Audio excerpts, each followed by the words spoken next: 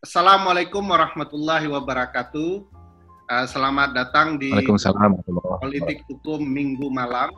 Hari ini kita kedatangan tamu sangat istimewa, Wali Kota Padang, Buya Mahyaldi Ansarullah.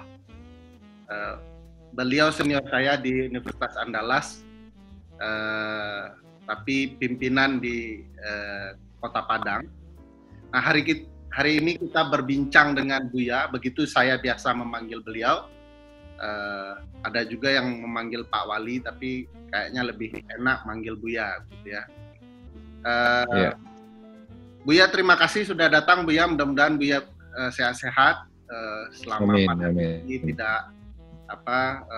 tidak terjangkit dan betul-betul bisa mengabdi kepada publik. Kita akan berdiskusi, Buya, tetapi bagian awal ini kita akan mulai dengan Buya Mahyaldi itu dikenal sebagai sosok yang sederhana, begitu ya. Ada juga orang yang sederhananya begini, Buya. Dia pembawaannya betul-betul begitu ya.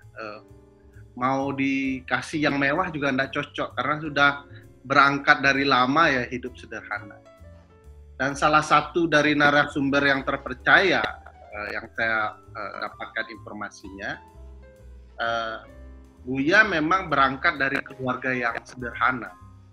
Saya tidak mau katakan miskin lah, tapi sederhana, begitu ya.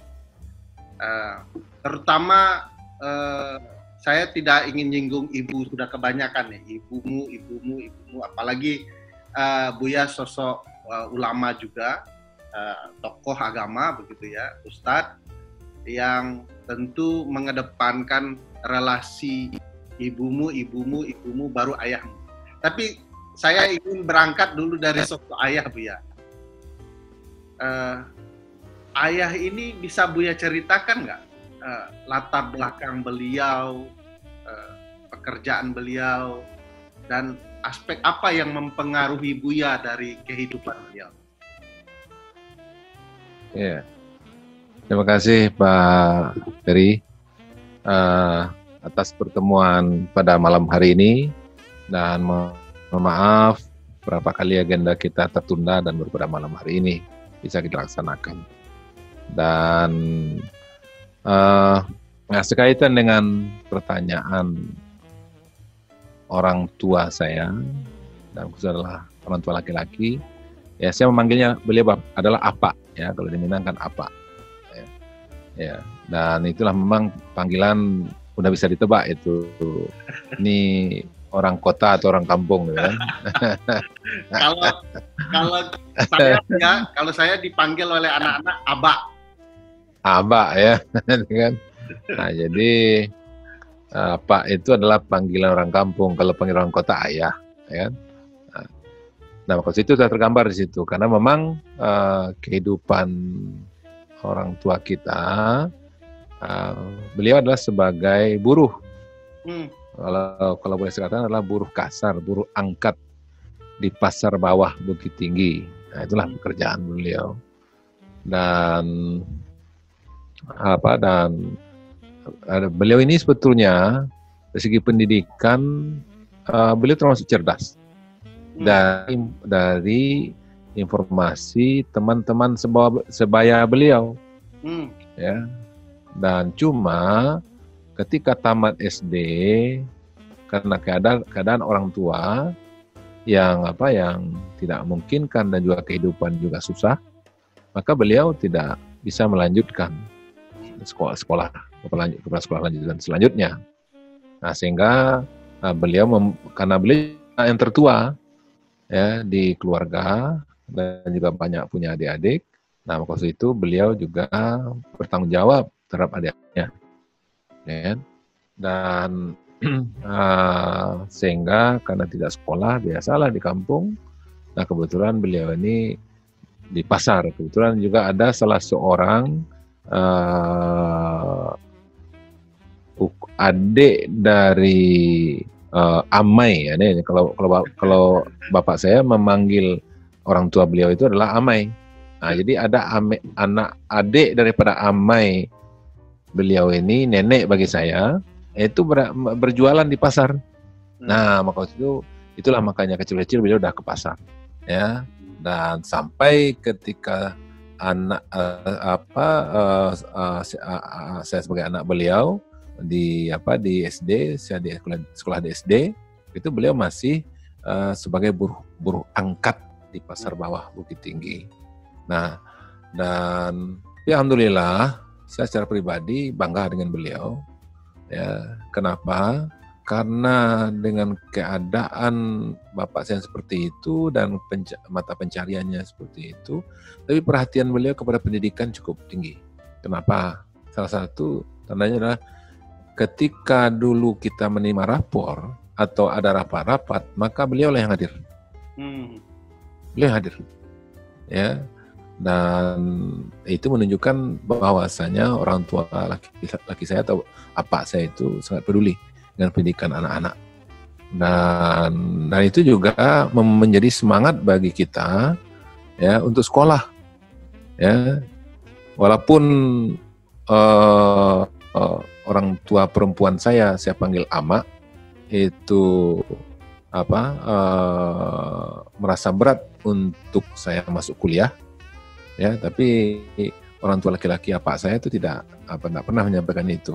Tapi itu menjadi motivasi bagi kita untuk sekolah.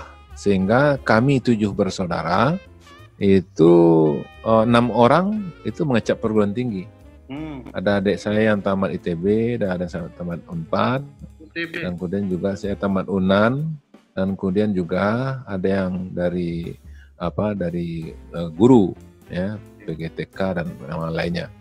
Dan cuma satu yang tidak sekolah, yang tidak tamat, tidak kuliah, adik laki-laki saya karena tamat pesantren dia langsung berdagang.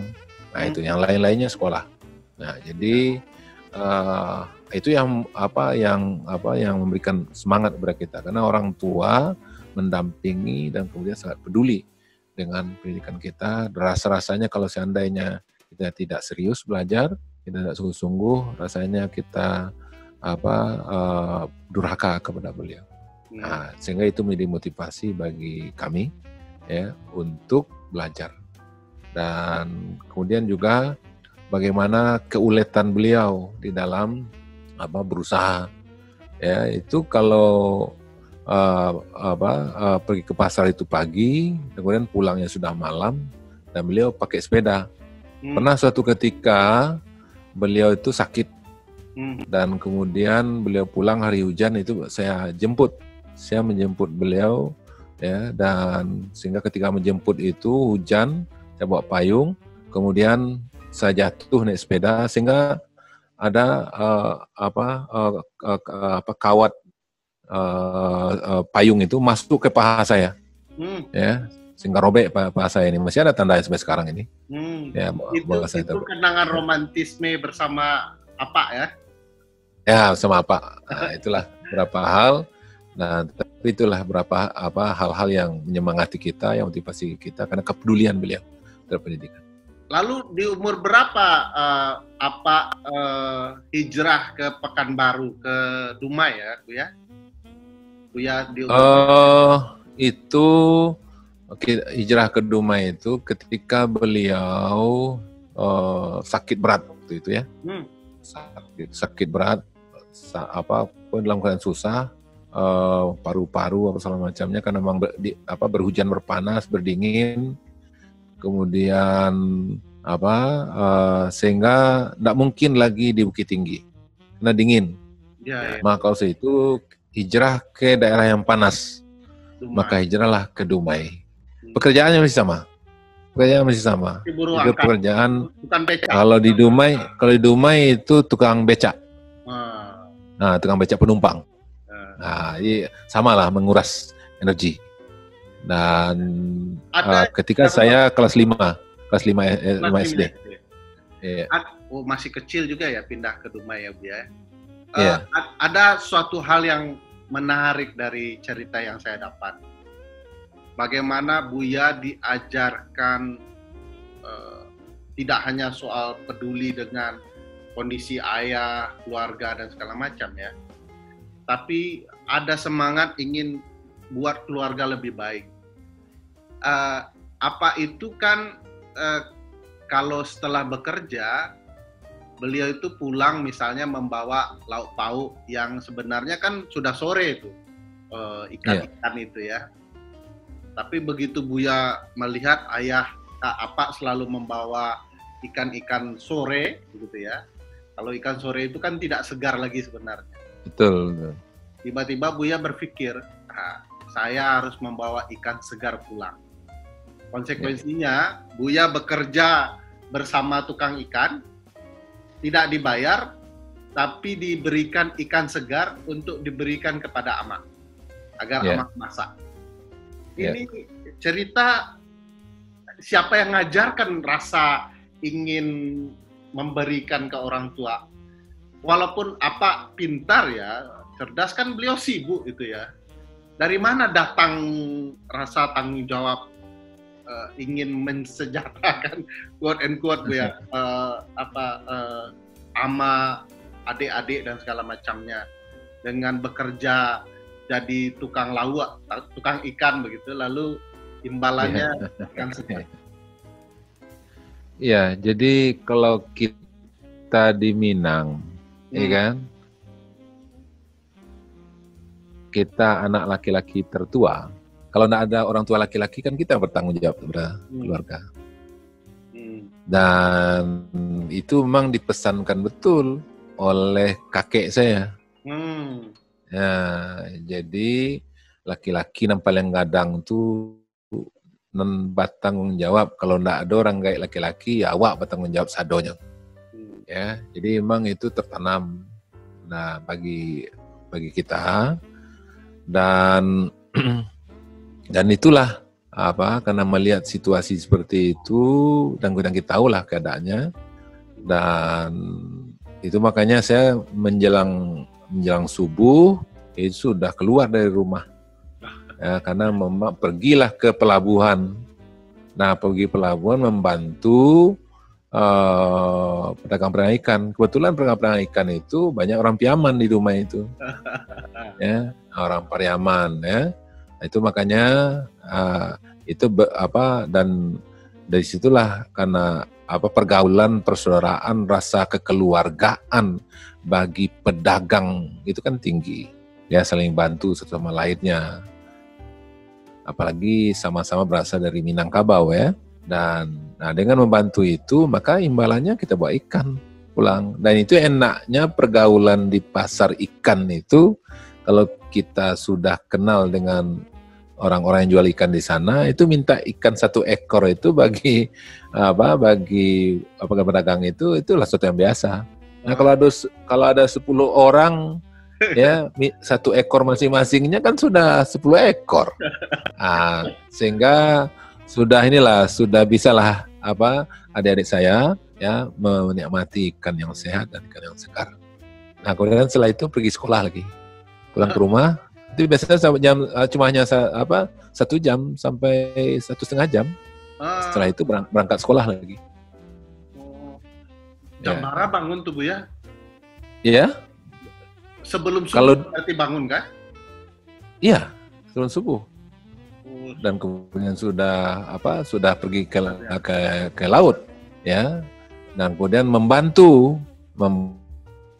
bawa ikan, kadangkala sampai ke sana, kadangkala cuma hanya ikan itu diterima di pasar saja. Nah, kita yang membantu sudah bergerak merapikan tempat jualannya, membawa peralatan-peralatannya, menyusun timbangannya. Itulah pekerjaan kita untuk SD. Ya, malah anak kecil, anak SD kan. Ya. Nah, dan gini Bu ya. Dan kemudian itu didapatkan. Ya, iya. Sorry Bu ya, saya potong. Ini menarik, perlu dipertanyakan. Iya. Buya anak pasar, Apa orang pasar gitu ya. Mohon maaf nih Bu ya kalau. Iya. Lalu jadi anak pelabuhan, jual ikan. Iya. Dari mana datang sifat sabar Buya? Anak pelabuhan, anak pasar itu keras-keras Bu ya. Jadi kita di pelabuhan itu kan jual ikan saja. Sore-sore kita jual kue. Ke pelabuhan juga itu. Ya, dan itu pertanyaan besarnya, Buya ini dikenal sabar begitu ya. Yeah. Nanti saya contohkan kasusnya ya, tapi saya mau di poin itu. Buya itu dikenal sabar, ya, tenang, susah marah. Saya enggak tahu ya sama teman-teman pegawai Kota Padang. Dari mana datang sifat sabar itu, Buya? Buya itu anak pasar, orang tua ya, mohon maaf sekali lagi, orang pasar begitu. Anak pelabuhan, orang baga-baga ini Buya, orang berani-berani. Ya.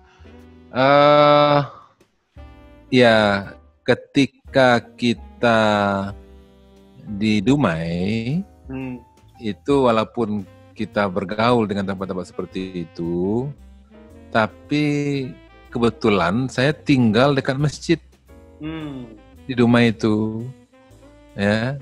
Dan kemudian itu sudah maghrib, ya, atau pulang sekolah, nah kita belajar mengaji. Itu memang itu ditekankan betul oleh orang tua, dan seluruh orang tua Minang itu menekankan betul mengaji jangan lupa, dan kemudian baca Al-Quran juga begitu. Nah kemudian justru itu makanya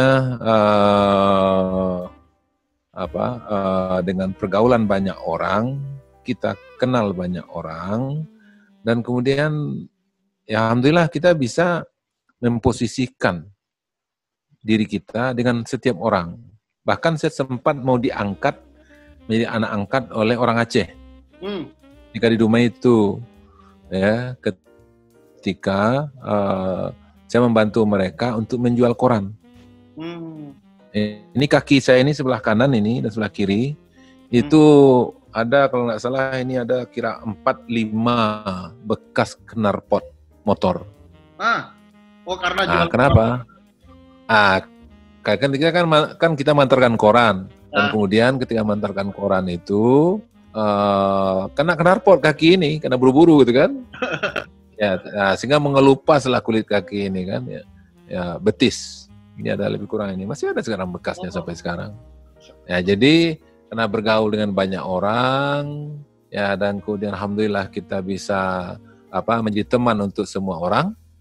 Kita barangkali mungkin di situ hal itu membentuk, ya karena memang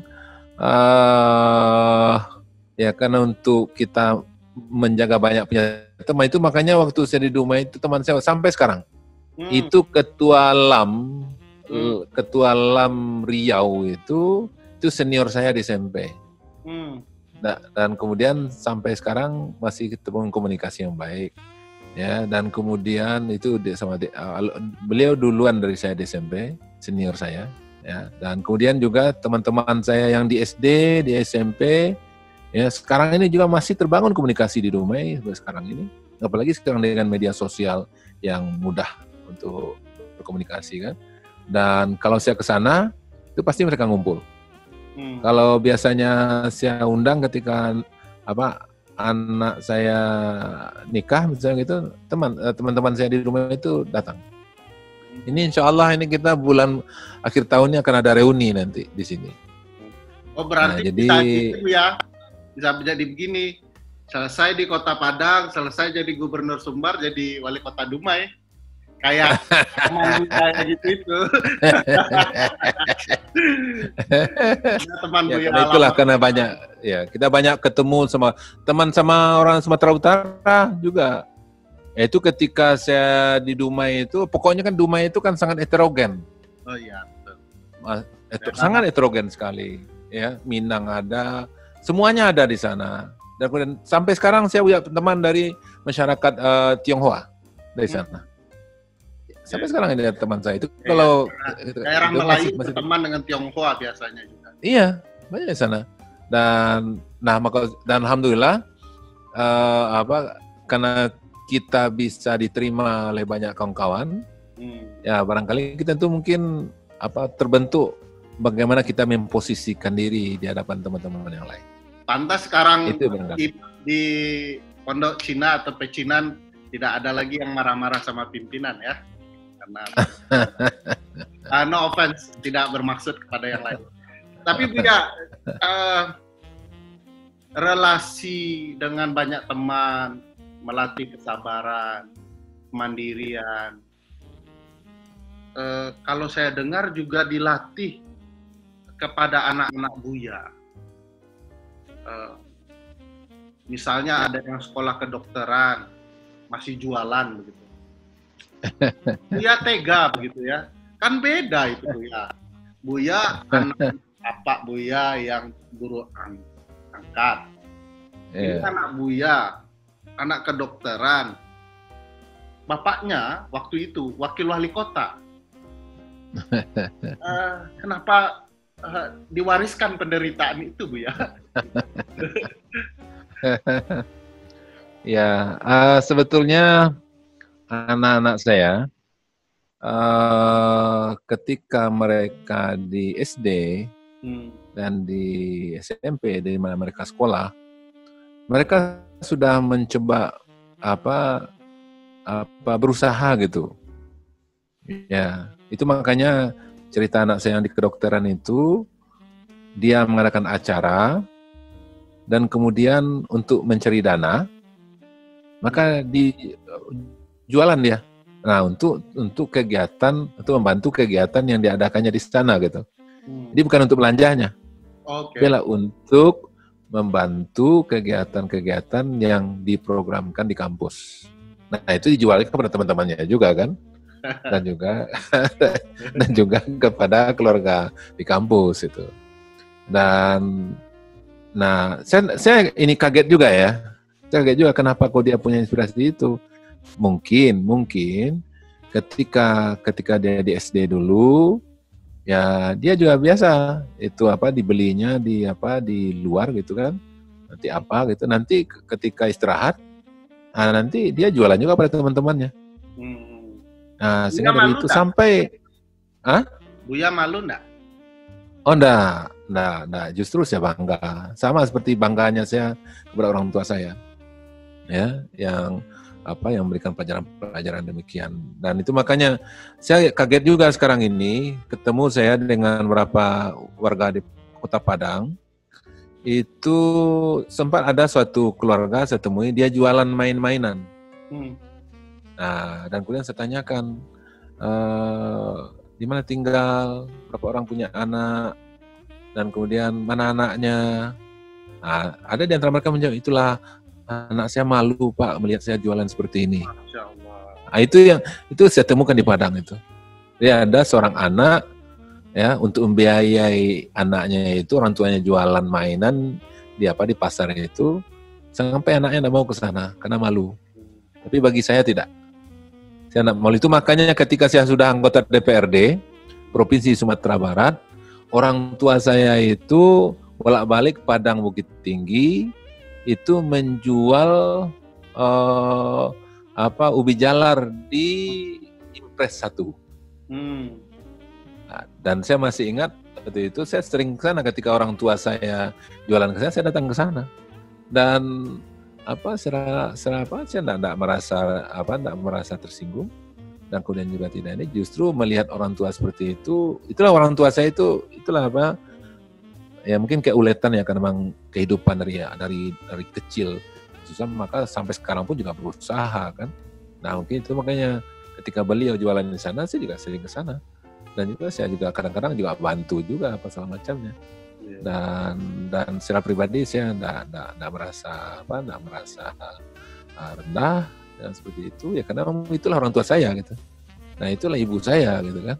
Dan yang memang, dan itulah kehidupan beliau dari ini.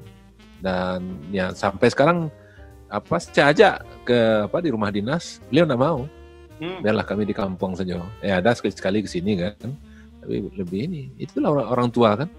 Dan sampai sekarang pun amak saya itu juga kalau saya pagi-pagi itu jam 3, jam setengah 4 itu nelpon itu membangunkan. Amak saya itu membangunkan. Dan kemudian itu beliau sering salat tahajud. Nah, kemudian salah satu apa ya mendoakan anak-anaknya. Itulah orang tua saya, baik apa baik Menarik, anak Bu dan ya. suaminya. Ya, Saya bisa memahami bagaimana, ya. saya jadi mengerti kenapa Buya tampil sederhana. Ini bukan dibuat, ini proses. Ini memang orang hidup sederhana, gitu ya. Makanya tidak heran satu foto menarik dan itu diperbincangkan oleh warga Padang. Foto Buya sedang sumbang darah, sepatunya bolong. Apa? Berapa sebulan? Bukan sebulan, setahun beli sepatu berapa, Bu ya? Saya jarang beli sepatu. Jarang. Ya, jarang sepatu. Itu makanya teman-teman di PMKO juga ada yang mengomentari, ini Buya ini pakai sepatu sampai habis katanya. Ya. Jadi apa memang apa? Kadangkala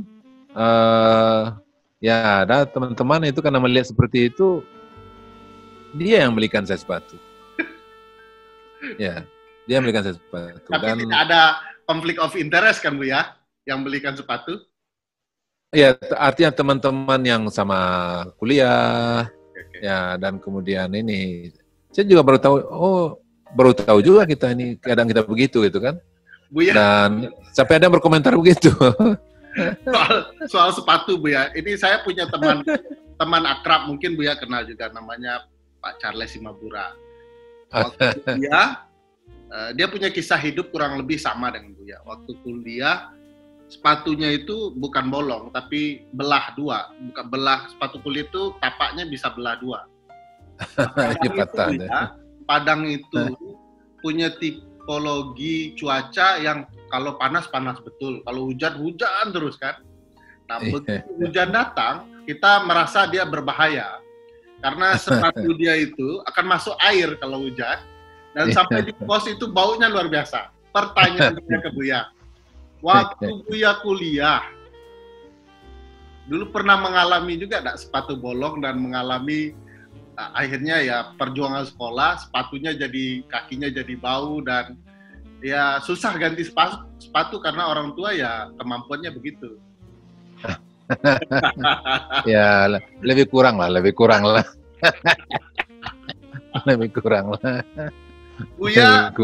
Buya kan menikah waktu kuliah ya. Betul. Sama anak universitas tetangga kita, Universitas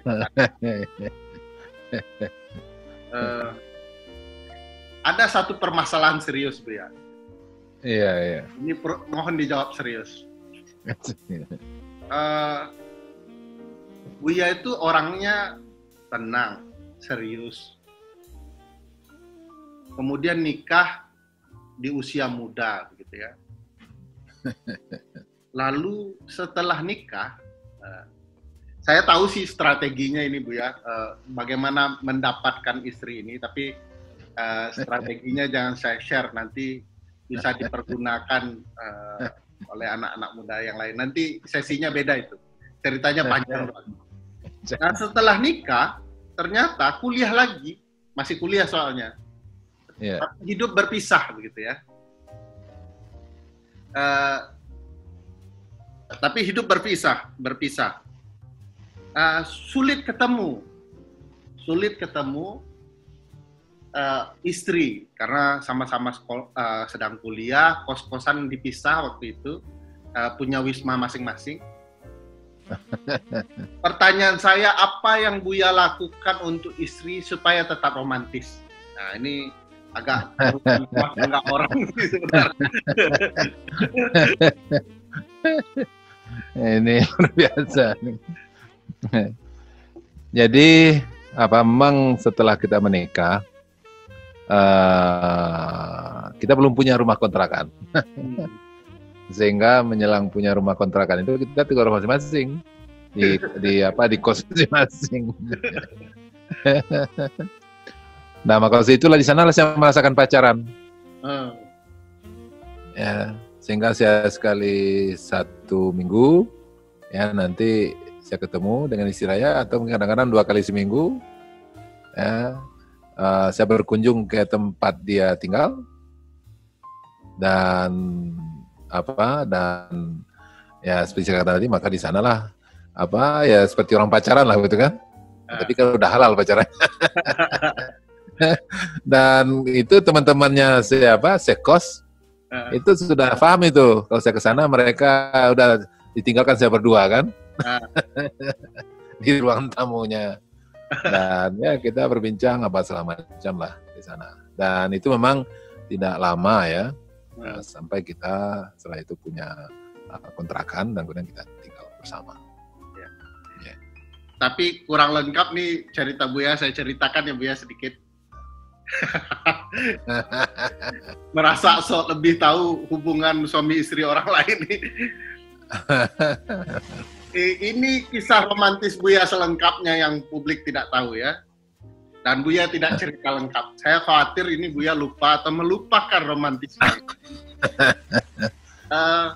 Karena bertemu seminggu sekali dan teman-teman wismanya Bu Nelly sadar begitu ya, suami sudah ingin bertemu ya menyingkir lah gitu ya.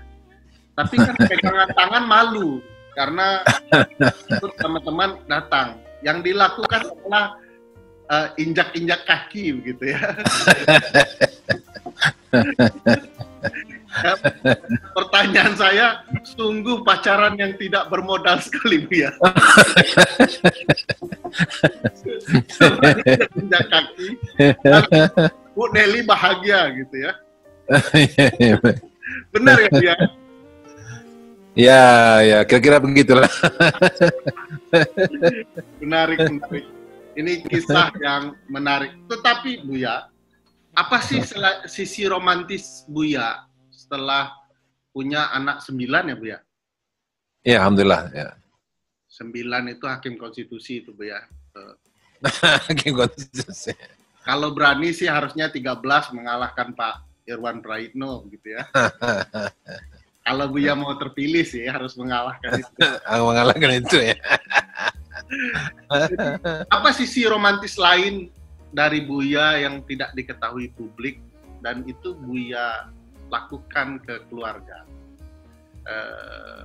Hal-hal tidak harus sama Umi Nelly ya, tetapi bisa juga kepada anak-anak dan Buya anggap itu romantisnya seorang Buya Mahyeldi.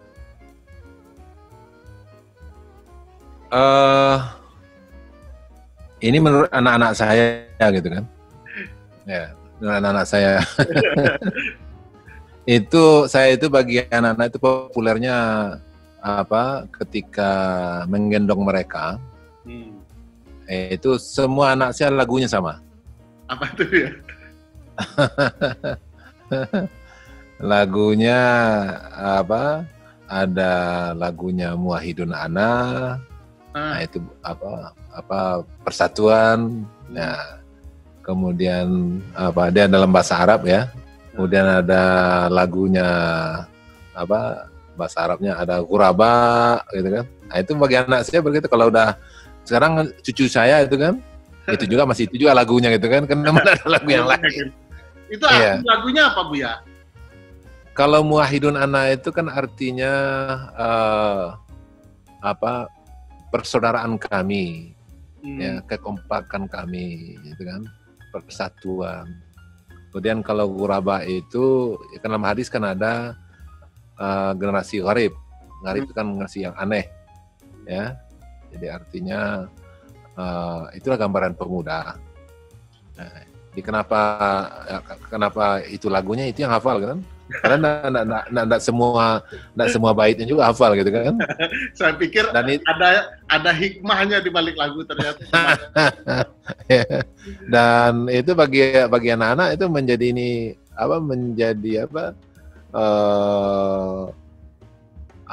yang mereka ingat lah. Ya, karena semuanya itu gitu kan, semuanya itu. Sehingga oleh istri saya sendiri juga menjadi lucu-lucuan juga lah pada saat-saat tertentu gitu. Ada satu kisah dengan anak-anak dan tentu saja melibatkan istri ya, yang menurut saya menarik, yang orang perlu ketahui juga Bu ya. Buya mulai bingung nih. Ini sumber Ferry Amsari siapa gitu ya. Iya, siapa? Ini kisahnya Buya. Buya dan anak-anak tidak terlalu tidak ini dengan ulang tahun lah, tidak merayakan. Tapi ketika ada yang ulang tahun, ada satu sesi momen tradisi keluarga dengan anak-anak. Siapa yang ulang tahun akan diberikan kritik oleh keluarga. Dan yang dikritik tidak boleh membela diri. Pertanyaan pertama saya, Buya, bagi saya ini romantisme keluarga ini, Buya. Pertanyaan pertama, idenya dari siapa, Buya? Mengumpul yang ulang tahun dikritik itu kan bagus sekali idenya ya. Itu dari mana munculnya ide?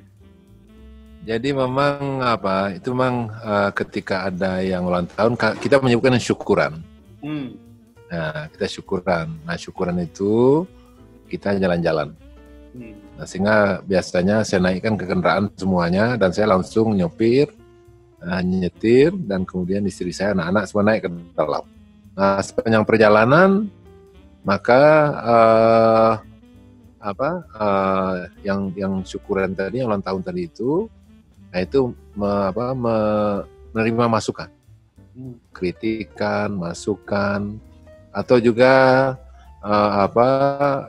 kritikan juga dari adik atau di kakak yang bersangkutan. Dan betul bahwasanya ulang tahun tidak boleh dengarkan aja baik-baik. Ya, dan karena memang ini isi hati dari adiknya atau kakaknya, dan pasti itu semua adalah untuk kebaikan kakaknya terhadap adik-adiknya atau terhadap kakaknya yang lainnya. Dan itu kan ini sebetulnya saya juga pernah pengalaman dengan teman-teman saya pada sebelum saya berkeluarga.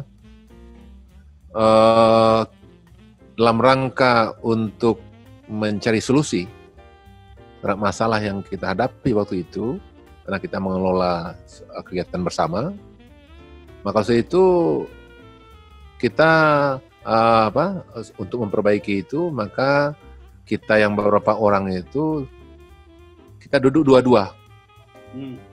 Nah, dan dua-dua ini saling memberikan masukan satu sama lainnya. Dan masukan itu tidak boleh didengarkan baik-baik. Nah, ketika saya dengan si A, maka saya memberikan masukan sama dia. Yang selanjutnya dia memberikan masukan kepada saya. Kita berpegang di sana itu karena memang kita berteman, ya, kita bersaudara. Tidak mungkin saudaranya akan mencelakai. Dan pasti saudaranya punya keinginan baik kepada saudara yang lainnya. Nah, maksud itu kita harus terbuka. Nah, keterbukaan itulah yang kita coba bawa juga di keluarga. Ya, alhamdulillah sampai sekarang pun juga di antara anak saya juga terbangun keterbukaan satu sama lainnya. Kalau dia suka, dia suka. Kalau tidak suka, dia tidak suka. Dan ya sehingga memang komunikasi di antara mereka berjalan baik, ya. Dan itu berdasarkan pengalaman kita dengan kawan-kawan sebelumnya. Oke, pertanyaan keduanya, Buya. Siapa pengkritik Buya paling keras ketika Buya ulang tahun? Dan siapa pengkritik Buya dengan bahagia ketika ulang tahun? Dia bercanda aja bawaannya. Siapa, Buya? Sama semua anak saya begitu. Pengkritik semua. Sama. Iya, istri saya juga begitu. Ya karena ruang itu kita buka. Oke. Ruang itu kita buka untuk semuanya, dan bahkan memang harus memberikan masukan.